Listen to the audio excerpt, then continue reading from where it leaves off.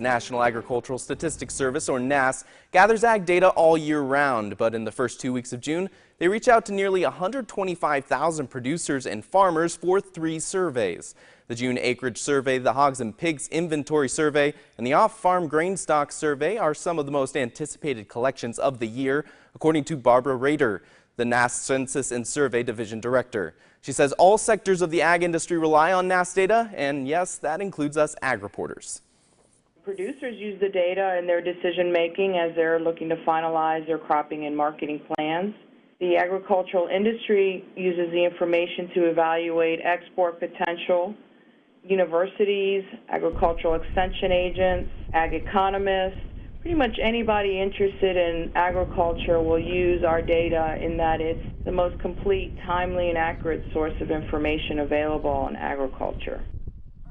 Rader says NASS relies on support and input from producers and farmers, so they give producers many options to respond to the questionnaires. Farmers can report online, through mail, fax, and if they don't respond to that, NASS calls to see if they would prefer to give their information verbally.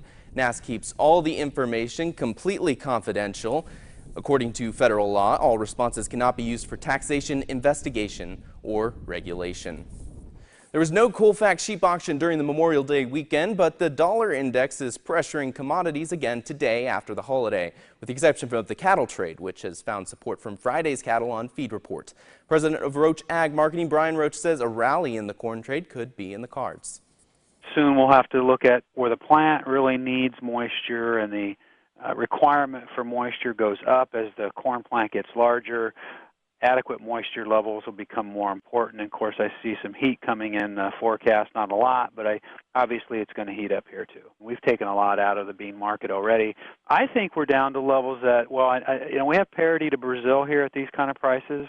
So it'll be interesting to see how Gulf business looks for beans into the export markets at these kind of prices, because we're down to parity here on price, and that ought to give some business back to the U.S. Well, the cattle on feed report was considered neutral to bullish for the near-term contracts, and I would call it bullish for the deferreds.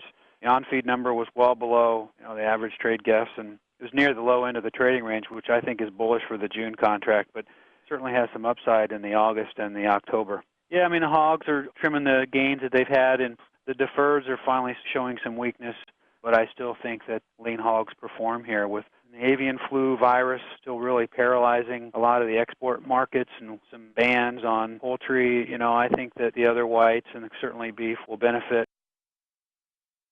We put stories up every day. Check out WHOTV.com. Click News, then Agribusiness.